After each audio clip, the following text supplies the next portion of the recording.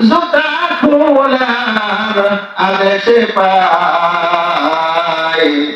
নূর নবীজির জুতার ধুলোই আল্লাহর আরশ ধন্য হয়। সিলাতুন সুবহানাল্লাহ।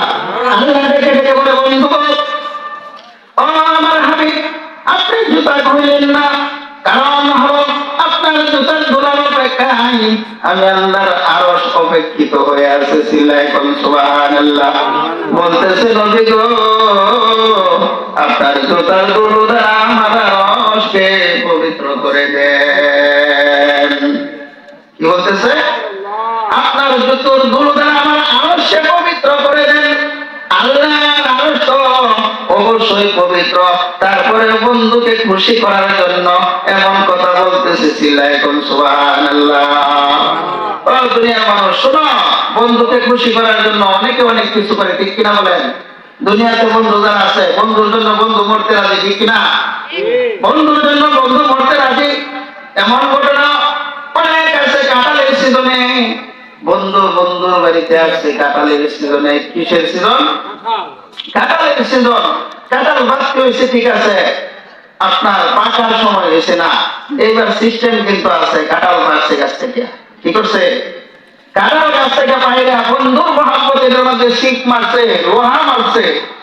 লোহা মারার কারণে পরের দিনই কাঁঠাল পাইকে গেছে। মানে বন্ধুরে খুশি করার জন্য কাঁচা কাঁঠালের ভিতরে শিখ মাইরা বন্ধুরে খুশি করছে, বাগানে খাওয়ায়, ঠিক কিনা কর? আবার ওই বন্ধু তার বাড়িতে গেছে, যাওয়ার পরে তরমুজের সিজন। কিসের সিজন? তরমুজের সিজন। এই তরমুজের ভিতরে ওই বন্ধু আবার কি তরমুজ কয়েকটা শিখ মাইরা দিই। আগেটার মধ্যে যখন কাঁঠালের মধ্যে বন্ধু শিখ মাইরা খাওয়াইছে, তাহলে ওইটার মধ্যে শিখ মাইরা দেয়, শিখ মাইরা দিছে। কি করে দিছে? শিখ মারছে। শিখ মারলে তরমুজ পাকবো না, বসবো, পরীক্ষা যাবো, তরমুজ গেছে পরীক্ষায়। কিন্তু পরীক্ষা গেলেও বন্ধুকে খুশি করার জন্য এই কাজ করছে, ঠিক কিনা বলেন? আল্লাহ রাব্বুল আলামিন বলেন, আমার বন্ধুকে খুশি করার জন্য আমি আল্লাহ পাক রাব্বুল আলামিন বন্ধুকে আরশে আযিমে নিয়ে আসলাম, এখানে বসালাম, হাউজে কাউসার পান করালাম, আমার বন্ধুকে সমস্ত কিছু দেখায় খুশি করাইছি। চিল্লায় সুবহানাল্লাহ। এই বন্ধুর সাথে প্রেম লাগানোর দরকার আছে না নাই? এই জন্যই তো কবি বলে যে ভালো ভালো মানুষ যারা এদের সাথে আসেন, এদের সাথে কি করেন? আসেন, মিশেন, ভালো হয়ে যাবেন। আমার নানা যুক্তি আব্দুল গফুর রহমতুল্লাহ আলাইহি বলতেন, গাছ ভালো তারে গোটা ভালো, গাই ভালো তারে কি, বাপ ভালো তারে বেটা ভালো, মা ভালো তারে মেয়ে ভালো, জাতের তরকারি ভাই অল্প জালি হেজে, জ্ঞানী গুণী হইলে রে ভাই অল্প কথাই বোঝে, জ্ঞানী যে বোঝে সে সুদূর ইশারায়, নাদানকে বোঝাতে পারে আছে কে ডরায়। ঠিক কিনা বলেন? কলি যুগের কথা রে ভাই, কলি যুগের কথা বলা গেলে তো সব বাপের খেতা, ঠিক কিনা? এরকম ঘটনা ঘটে কিনা? আমার নানা যুক্তিবাদী আব্দুল গফুর রহমতুল্লাহ আলাইহি ওনার কবিতার ভাষায় এগুলা কথা বলতেন। আমি আর সময় বাড়াবো না, যেহেতু অনেকে আলোচনা করবে।